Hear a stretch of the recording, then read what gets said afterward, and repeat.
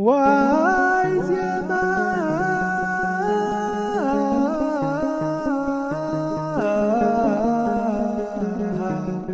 ذا سماي كوبها سماي بسم سلاسي بسم آب وولد ومنفس قدوس أهدو أملاك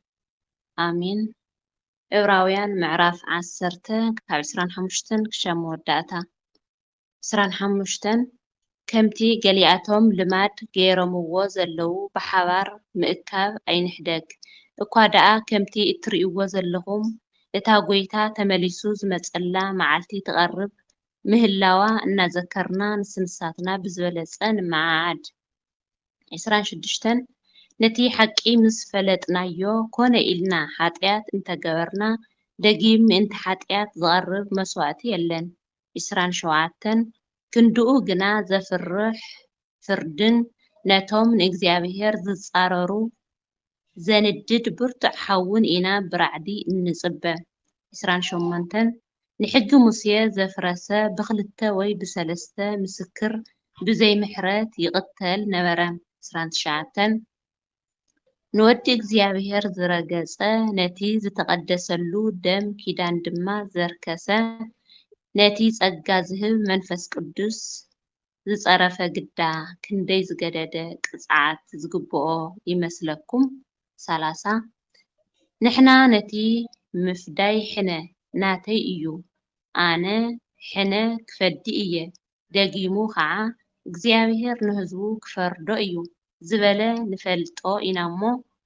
31 ኣብ ኢድ እቲ ህያው ዝኾነ ኣምላኽ ምውዳቕ የመና ዘፍርሕ እዩ 32 ብርሃን ምስ በረህልኩም ተዓጊስኩም መከራ ንዝተቐበልኩምለን ነተን ቀዳሞት መዓልትታት ዘክርወን 33 ብሓደ ወገን ጸርፍን ውርደትን ተቐበልኩም ብሓደ ወገን ከዓ ምስቶም ከምዚ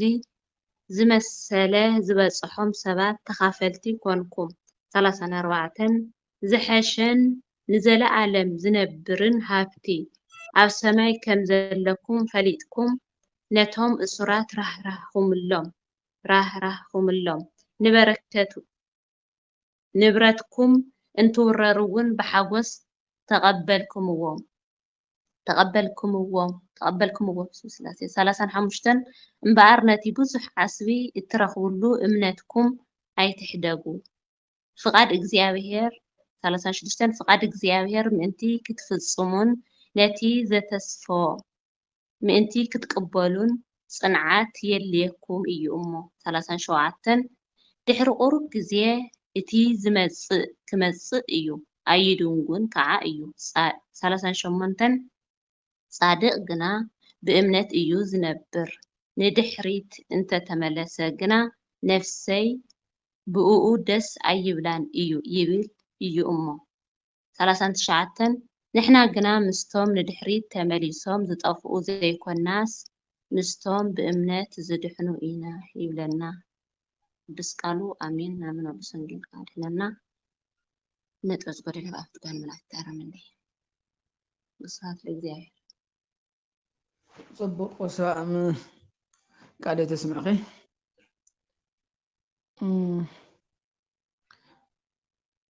ከምቲ ካልኦቶም ልማድ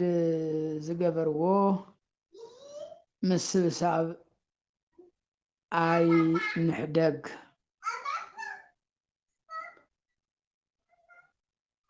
ምክንያቱ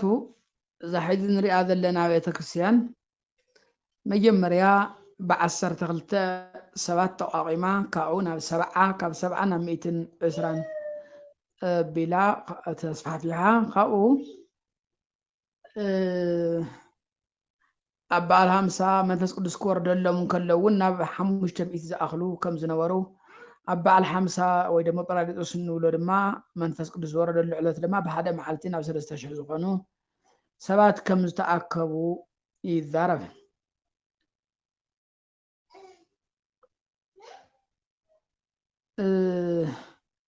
ቅፅል ኣቢሎም ሃዋርያት ኣብ ኣዶ ማርቆስ ተባሃለ ዮሃንስ ገዛ ይተኣኻኸቡ ነይሮም ድሕር እንትብል ቤተክርስቲያናት ይኮነስ ናይ ግለሰብ መኖርያታት ከም ቤተክርስቲያን ኮይነን ተገልግለን እየን ወይ ደግሞ ተፀዊዐን እየን መልእክቲ እውን ይለኣኸለን ነይሩ ለምሳሌ ናይ ፊሊሞና ዝለኣኾ ጳውሎስ እዛ ማሕበረሰብ እዚኣ እዛ ሕብረት እዚኣ ካብቶም ናይ ገዛ ቤተክርስቲያን ዝነበሩ ምክንያቱ ምክንያቱ ናይ ኣምልኮት ናይ ምምላኽ መብት ስለ ዘይነበሮም ሃይማኖቶም ኣውጆም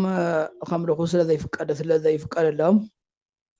ናይ ገዛ ቤተክርስቲያን እውን ነይረ ነፍቲ መጀመርያ ክፍለ ዘመን ኣከባቢ ማለት እዩ እዚ ነገር እዚ ፀኒሑ እዩ እስካዕ ድሓር ስለዚ ናይ ገዛ ቤተክርስቲያናት እውን ነይረን ናይ ማለት ሓደ ዝሮ ክልተን ሰለስተን ኮይንኩም ተኣከብኩም ንኩሉ ኣነ ኣለኹ ስለ ዝብል ኣብ ዘለዎ ወልዩ ያው ክርስቲያን እዩ ምንም እኳ ኣብ ተፈላለየ ዓዲ ንሃሉ ምክንያቱ ሓደ እኽሊ እተን ፍራ እኽሊ ካብ ተፈላለየ ቦታ ተሰባሲበን ሓደ እንጀራ ከም ዝወፀ ኩሉ እና እውን ካብ ተፈላለየ ዓሌት ካብ ተፈላለየ ነገራት ተኣኻኺብና ሓደ ናይ ክርስቶስ ኣካል ምዃንና ዘመላኽት እዩ ስለዚ ምስብሳብ ኣይትሕደጉ ይብል እዞም እዚኣቶም ዝለኣኸሎም ነበሩ ምክንያቱ በቲ ዘመን እሱ ኣብ ክርስቲያን ብዝበፅሕ ነበረ መከራታት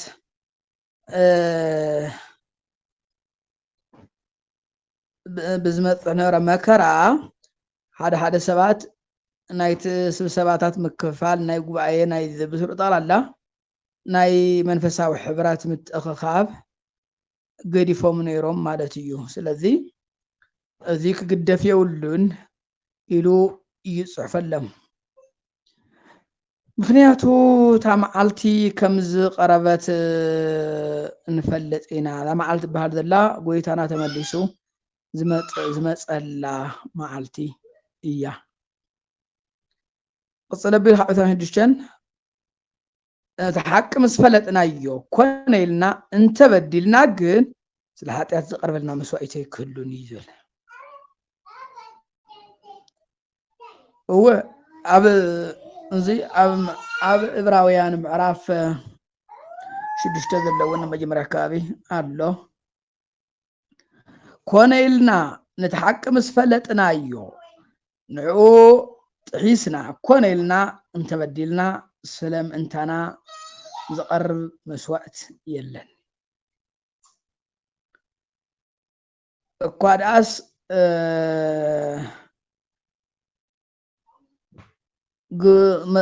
መፍርሒ ዝኾነ ፍርድን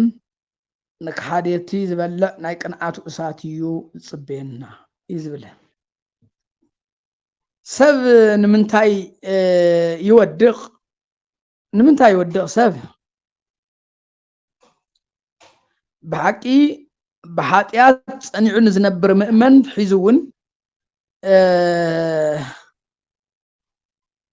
እውን ተኾነ እግዚኣብሔር ካብ መቕፅዑ ዓዲ ኣይውዕልን ንምንታይ ግን ሰብ ይወድቕ ሰብ ክወድቕ ዝኽእል ሰብ ዝወድቕ ምውዳቕ ኣይኮነን ዋና ጉዳይ በቲ ሓጢኣት ተስማዕምዑካ መቺካ ጥዒሙካ ምንባር ንሱ እዩ እቲ ምውዳቕ ማለት ዮሃንስ ኣፈወርቅ ዝላኔራ ትበሃል ምውዳቕ ኣዳማዊ እዩ ወዲቕካ ዘይምልዓል ግን ዲያብሎሳዊ እዩ ትብል ቃል መን ሓደ ሊቅ እውን ከምኡ ተመሳሳሊ ነይሩ ቤተ ክርስቲያን ፍርዲ ቤት ኣይኮነትን ሕክምና እያ እምበር ንምንታይ እዮም ሰባት ንምንታይ ንወድቕ እንተተባሂሉ መጽሓፍ ከምዚ ዝብል ፀላኢኹም ብመጠን ብዘይ ምንባሪ ብመጠን ንበሩ ነቂሕኹም ተጊኹም ንበሩ ሓልው ተጸበዩ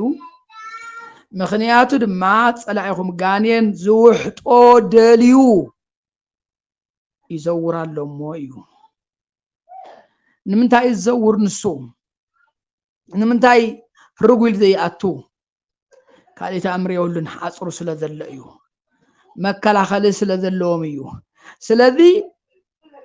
ባዕላቶም ፀዊዖም እንተዘየምፅኦሞ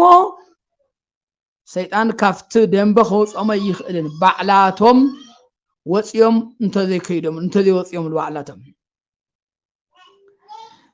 ተስታውሱ ኢኹም ኣብ ኣይሁድ ብሕጊ ኦሪት ናይ ምሕፅንታ ከተማ ዝበሃል ነይሩ ሓደ ሰብ ከይፈለጠ ኮነ ኢሉ ተይኮነ ዝተይሓሰቦ ሰብ ተቐቲሉ ሃዲሙ ዘምልጠለን ኣብዙይ ተኣትዩ ፀላእቱ ክቀትልዎ ይኽእሉን ኣይወሃቦምን ጉን ናይ ዕቁባ ከተማታት እየን ይኹን ዳ እምበር እዚ ነገር እዚ እንድሕር ኮነ ኢሉ ተባሂሉ ተመስኪሩሉ ግን ኣውፂኻ ነቶም ዝደልይዎ ነብሱን ዝደልይዋ ፀላእቱ ሕሊፍካ ይወሃብ እዩ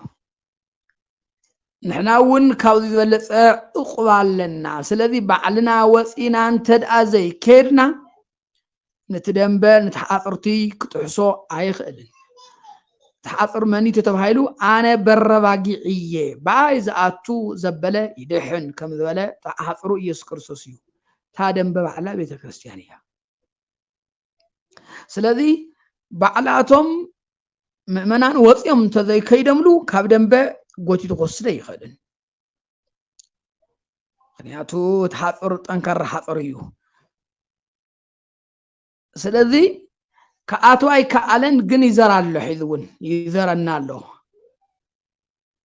ክጥሕሶ ይከኣለን ግን ዘይጠሓስ ሓፅር ስለ ዝኾነ እዩ ካልኣይ ክወድቅሉ ዝኽእሉ ንሓደጋ ዝጋለፅሉ ምክንያት እንታይ እዩ በይኖም ክኾኑ እንተደልዮም እዩ በይኖም ክኾኑ እንተደልዮም ካብ እግዚኣብሔር ተፈልዮም ንምሳሌ ኣብቲ ሉቃስ 15 ዘሎ ትጠፈ ቆልዓ ኣነ ኣኺለ እየ ኣነ ስለ ባዕለይ ምምራሕ ኣይንእስን ኢሉ ካብ ዓዲ ኣቦኡ ወፂኡ ዝኸደ ይኹን ዳ እምበር ድሓር ገንዘቡ ብሓፂር ዝነበሮ ገንዘብ ምሉእ ክስርት ረቢሉ ወዲኡ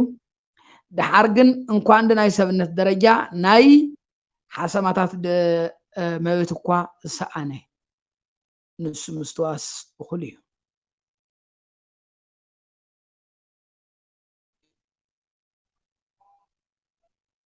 ስለዚ ባዕልና እንተዘይከድናዮ ባዕልና እንተዘይወፂና ካብቲ ደንበና እሱ ክወስደና ኣይኽእልን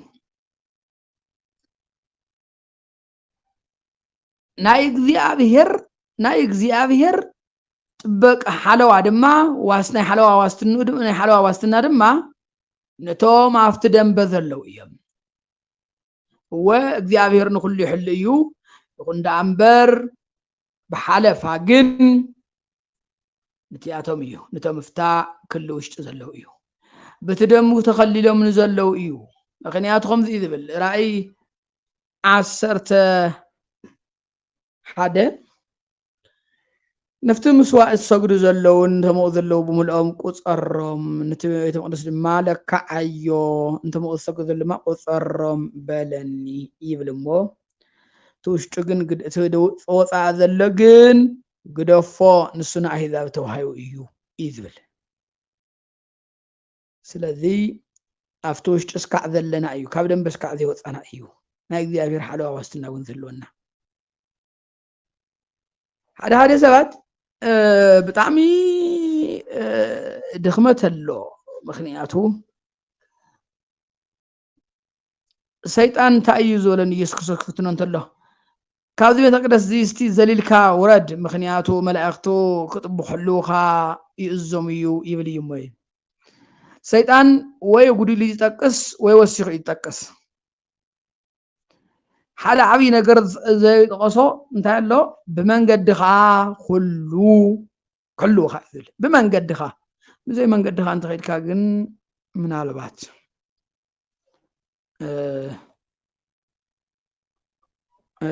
ስለዚ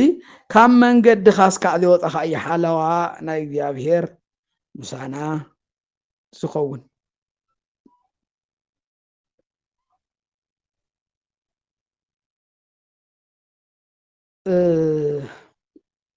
ቅፅል ኣቢሉ ስለዚ ንዓና ክበልዕ ዝኽእል እሳት ወይ ደሞ ፍርዲ ይፅበየና ንዓና ምእንታና ዝቐርብ መስዋእቲ እውን የለን እወ حق يسوع كريستوس ينيرو نتحق نحطشنا يخلي حق خايك مثلنا قصة بيلو بوريت موسى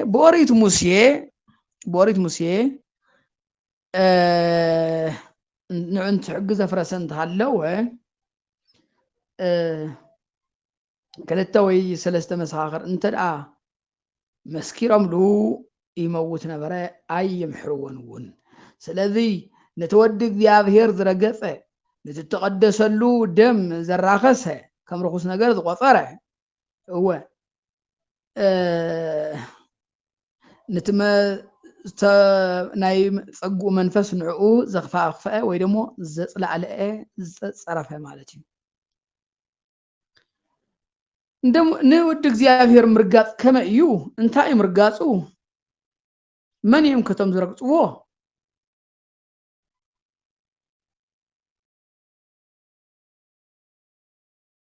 እወ ቶም ዝረግፅዎ ፍሉጥ እዩ ቶም ኣብ ልዕለና ክነግስ ኣይንደልዮን ኢሎም እስካዕ ዘለዓለም ናቱ መንግስትነት ንዘይምቕባል ዝወሰኑ ሳቶም እዮም ዝረግፅዎ ይኹን ዳ እምበር ከም እዚ ዝመስል ኣብ ማቴዎስ ወንጌል ኣሎ ንወዲ ሰብ ፀረፈ ኃጢአቱ ክሕደገሉ እዩ ንመንፈስ ቅዱስ ፀረፈ ግን ኃጢአቱ ይሕደገሉ እዚ ኣስቲ ንወዲ ሰብ ፀረፈ ዝልስቲ ወዲ ሰብ ዝበሃል ዘሎ ኢየሱስ ክርስቶስ እዩ ኢየሱስ ክርስቶስ ኣብ ዝምድሩ እዚ እናሃለወ ብትንሳኤን በእርገቱን ኣምላኽነቱ ከይገለፀ እናሃለወ ወዲ ሰብ ኢልና ወይ ደሞ ሩቅ ሰብ ተልና እዩ ምናልባት ኃጢአትና ክሕደገልና ይኾን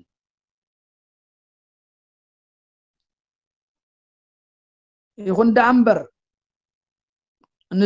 ንዚ ዘይምቕባል ሒዝ ግን ንዕኡ ምርጋፅ እዩ ምርጋፅ ማለት ንዕኡ ዘይምቕባል እዩ ምክንያቱ መፅሓፍ ከም ዝብሎ ኣብ ልዕሊ ኩሉ ስጋዊ ደማዊ ዘበለ ኩሉ ኣሰልጠንካዮ ከም ዝብሎ ወይ ደሞ መላእክቲ ኩሎም ተገዝኡሉ ከም ዝብሎ መላእክቲ እግዚአብሔር ኩሎም ንዕኡ ይስገዱ ከም ዝብሎ ንሱ ምስጋና ዝቕበል ዘሎ እዩ ምክንያቱ ሒዘ መስቀል ኣይኮነን ዝዋረድ ዘሎ ናይ ኩሉ ናይ ሙሉእ ፍጥረት ዓለም ምስጋና ይቕበል ኣሎ ናይ ክብሪ ድማ ናይ ክብሪ ዘውድ ድማ ደፊኡ ስለ ዘሎ እዚ ዘይምቕባል ብሓቂ ምርጋፅ ይኸውን ፍለቢሉ ዝተቀደሰሉ ደም ናይ ኪዳን ደም ዘራኸሰ ይብል ንሽተይ እስኪ ናይ ኦሪት ዘፀአት ወሲድና እዚ ነገር እዚ ነፍታሕታሓዮ ምክንያቱ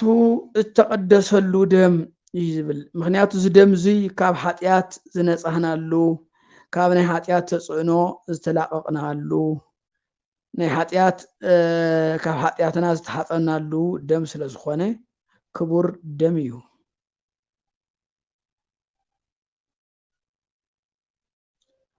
ክቡር ደም እዩ እስራኤላውያን ዝሓረድዎ ናይ ፋሲካ በጊዕ እግዚአብሔር ከምዚ ኢልዎም ነይሩ ደጋፊቶም ክቐብኡ ክዛረቦም ከሎ ብየማን ፀጋምን ዘሎ ክልቲኡ መንደቕ በሪ ክቐብኡ ካብኦት ናይቲ ደጋፊ ናይቲ ጣራ እንታይ ዝበሃል ንሱ ሰርዎ ንብሎ ንሱ እውን ክቐብኡ እዩ ይብልዎም ነቲ መድረኽ ግን ቅብእዎ ኣይበሎምን እግዚአብሔር ንምንታይ ክወፁ ከኣቱ ምእንታን ከይረግፅዎ ነቲ ደም እዩ እስትሕሰብዎ ነቲ ምሳሌ ዝኾነ ናይ በጊዕ ደም ክንድዚ ዝኣክል ትኩረት ካብ ዝተገበረሉ ናይ ኢየሱስ ክርስቶስ ደም ደኣ ክንደይ ይኸውን ክንደይ ትኩረት ክግበረሉ ይኽእል ይኾን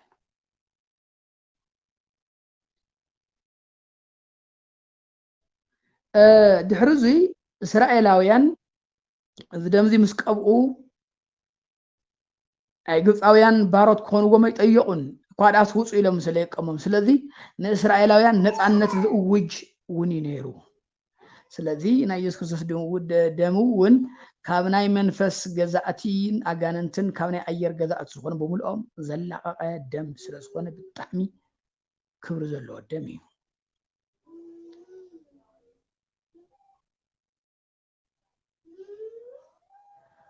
እሱ ጥራሕ ከይኮነሲ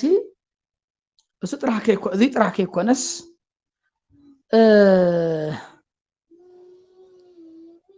ዝደም እዚ ታራ ደም ወይ ደሞ ፈይሱ ዝቀረ ምክንያቱ ብዙሓት ሰባት ደም ምፍሳስ ክሓሱ ተለው ምስ ናይ ህይወት ፍጻሜ ዝኾነ ሞት እዮም ዘተሓዝዎ ናይ ኢየሱስ ክርስቶስ ደም ግን እሽካዕ ለም እውን ህያው ደም እዩ ምክንያቱ እስካዕ ለም እውን ዝረአየልና ተናጋሪ ደም እዩ እንታይ ዝብል ካብ ናይ አብየል ደም ብዝሓሸ ዝናገር እዩ ዝብል ስለዚ ዝዛረብ ደም ኣብ ቅድሚ እግዚኣብሔር ዝረአየልና ዘሎ ደም እዩ እዚ ደም እዚ ክርገፅ ኣይኽእልን ክርገፅ ኣይግብኦን እዚ እዩ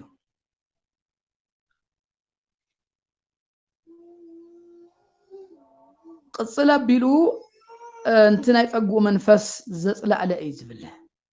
ንመንፈስ ቅዱስ ተፃረፈ ሓጢኣት ወይ ይሕደገሉ ኣብዚ ዓለም እዚ ኮነ ብዝመፅእ ዓለም ይብል ወንጌል እወ መንፈስ ቅዱስ ካብ ምስ ኣብ ምስ ወልድ ምስ መንፈስ ቅዱስ ምስ ኣብ ምስ ወልድ ሓደ ህላዌ ዝኾነ ሓደ ህልውና ዘለዎ ኣብ ወልድ መንፈስ ቅዱስ ኣነ ህያው እየ ኢሎም ክዛረቡ ዘኽእሎም ኣካላውን ባህርያውን ህይወት እዩ ስለዚ ነዚ መንፈስ እዚ ምፅራፍ የቕፅዕ እዩ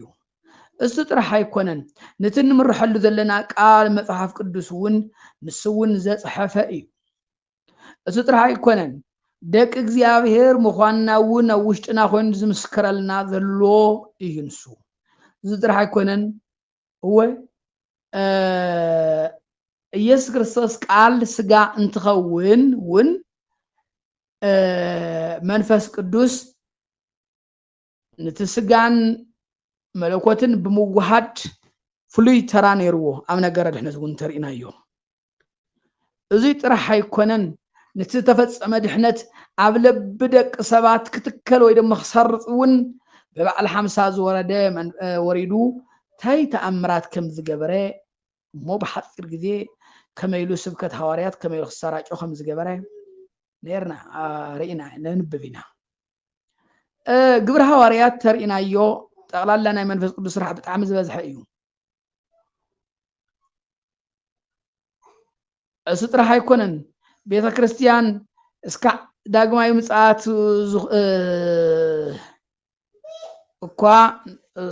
እስካዕ ዳግማዊ ምጽኣት ብዳግማዊ ምጽኣት እስካዕ ናብ ሰማይ ትንጠቕ ሕዚ እውን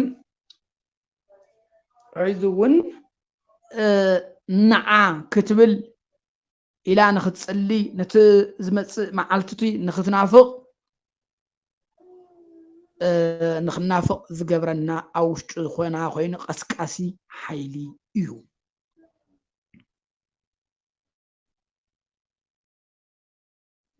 እዚ እዩ እንታይ ዝብል ቅፅል ኣቢሉ ኣብ ኣሕዋተይ ኣብ ኢድ እግዚኣብሔር ምውዳቕ ብጣዕሚ ከቢድ እዩ ምክንያቱ ነቲ ኣነ ክብቀል እየ ኣነ የፈዲ እየ ዝበለ እንፈልጦ ኢና እዩ ዝብል ሓደ ሰባት እግዚኣብሔር ፍቅሪ ስለ ዝኾነ እግዚኣብሔር ብዘለኣለማዊ ኮነ ደቂ ሰብ ክጠብስ ኣይኽእልን ወይ ኢሞራላዊ እዩ ኢሎም ይሓስቡ ይኾኑ ግን ይሓስብዎ ድዮም እግዚኣብሔር ፍቅሪ እዩ እግዚኣብሔር ፍቅሪ ብምዃኑ ንኃጢአተኛታት ክቐፅዕ እንድሕር ዘይክኢሉ ናቱ ቅድስና እውን ኣብ ሓደጋ ከም ዝወድቕ እውን እዚ እውን ክሓስብሉ ኣለዎም እዚ ጥራሕ ኣይኮነን ፍርድን ቅንዕነትን መሰረት ወንበርካ እየን ወይ ደግሞ መሰረት ዙፋንካ እየን ከም ተባሃለ ጠቕላሉ ድማንቲ ብሓቅን ብርትዕን ዝቆመ ወንበሩ ዝነቃነቕ ምዃኑ ኸ የስታውስሉ እዚ እዩ እግዚአብሔር ንደቂ ሰባት ዝቐፅዐሉ ምክንያት እግዚአብሔር ቅዱስ ስለ ዝኾነ ለዚ ቅድስና ስለ ዝደሊ እዩ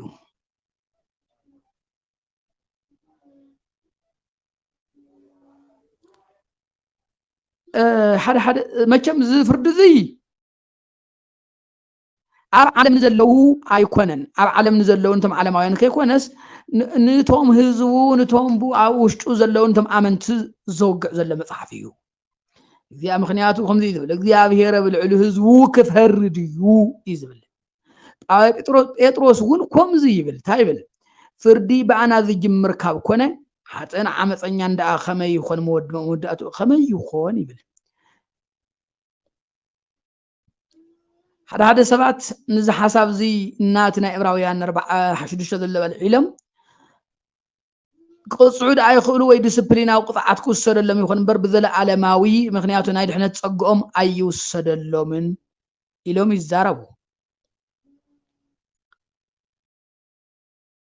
ሉቃስ 9:49 ጠቂሶም እውን እስካዕ ምእሳት ምቕማም ይብል ወይ ደሞ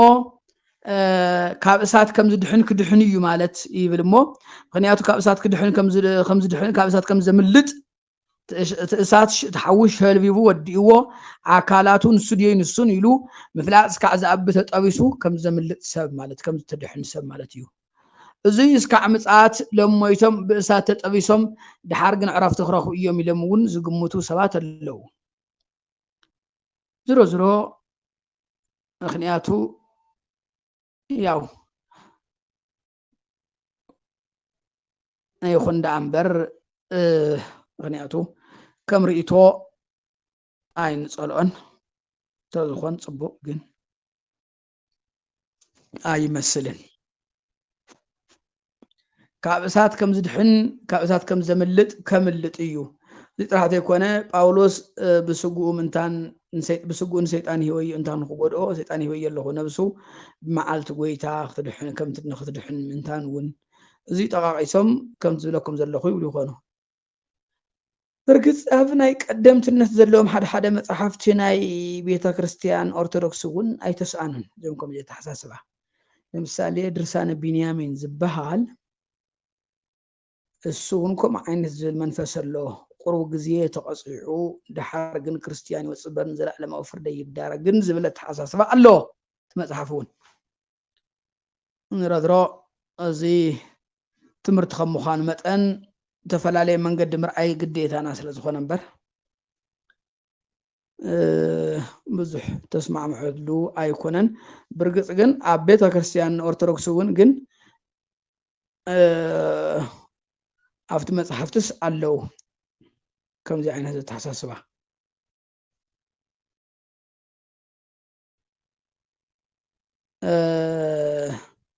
ከምዚኣቶም መሳሰሉ ኣለዉ ስለዚ ዋና ነገር እግዚኣብሔር ነቶም ኣሚኖም ብክስታይ ከም ትቃሉ ንዘይእዘዝ እውን እግዚኣብሔር ከም ዝፈርድ ግን እዚ ክንረዳእ ይግባእ ኣፈፃፅማ ከመይ ከም ዝኾነ በዓል ይፈልጦ ንዑ ንግደፎ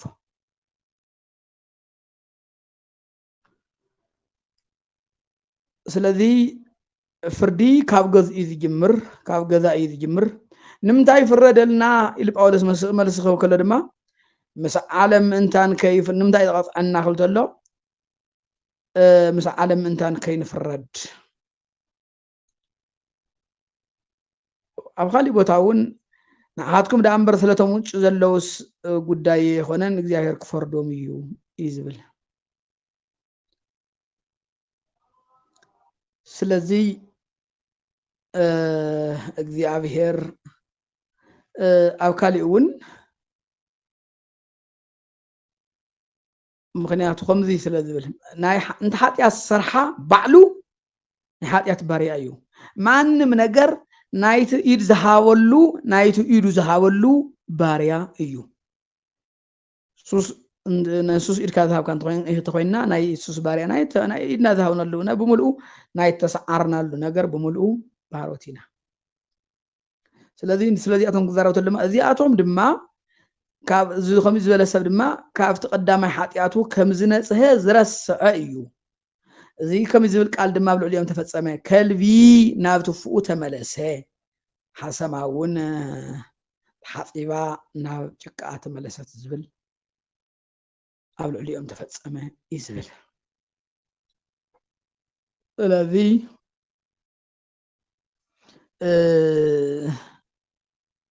ያው ሕድሕዱ ወቕቲ ቃላት ክነብረ ይንኽእልን ቅፅል ኣቢሉ ዘሎ ከመይ እንቲ ቀዳማይ ግዜኹም ሓስቡ ከመይ ከም ዝነበርኩም ንሱ ሕሰቡ ከም ዝተኣሰሩ እወ ብሰናይ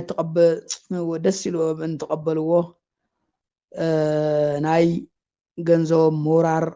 ዝያድ ከም ዝተቐበሉ የስታውስ እሞ ሕዚ ግን ድኽም ኢሎም ስለ ዘለው ጠንክሩ ይብሎም ምክንያቱ ምጉያይ ዘይተረፈ እስካዕ መወዳእታ እዩ ምክንያቱ እግዚኣብሔር ነቶም ኣብ መንገዲ ዝተረፉ ኣብ 600,000 ዝፅግዑ ህዝቢ እስራኤል እዚ ከፍ ኢልዎም ዝብል ክፍሊ ተረእይና ኣሎምን ምክንያቱ ካብ ግብፂ ዝኾነ መንገዲ ተጓዒዝኩም እንዲኹም ኢሉ ኣይ ክሽልሞም ይንርኢ እንታይ ደኣ ንኢያሱና ንካሌብ እስካዕ መወዳእታ እንተቃለሰ ወይ ድማ እንትዝጎየ እዩ ሽልማት ዝግብኦ እሞ እስካዕ መጨረሻ ዕብራውያን እውን እዚኣቶም እውን እስካዕ መጨረሻ እዮም ክጎዩ ዘለዎም መንበረ መንገዲ ከቋርፅ የብሎምን ከምዚ ንሕና እውን ካብዚኣቶም እንመሃሮ መቸም ግልፂ እዩ ብዙሕ እዩ እዚ ክገብሩ ዝኸለው ድማ ካብኡ ዝሓሸ ኣብ ሰማይ ድልቢ ወይ ድማ ገንዘብ ስለ ዘለዎም ዝብል እዩ ስለዚ እቲ ዝመፅእ ኩሉ ክመፅእ እዩ ኣይድንጉን ይብሎም ሓደ ኣይድንጉን ጻድቕ ብእምነት እዩ ዝነብር ንድሕሪቱ ተተመለሰ ድማ ነብሰይ ብኡ ኣይትሕጎስን እያ ደስ ኣይብላን እዩ ኣሕዋተየ ንሕናስ ካብቶም ንመሶም ንምድሓን ካብቶም ዝኣምኑ ደኣ እምበር ካብቶም ንምጥፋእ ንድሕሪት ዝብሉ ኣይኮናን ይብል ስለዚ ድሕነት ምስ እምነት ከመይ ጌርኩም ዘተሓዞ ልቢ ክንብሎ ይግባእ ብውሕዱ ናይዚ መልእኽቲ መንፈሱ እዚ እዩ ለማዓንተ እዚ ይኸለና ዋይዜማ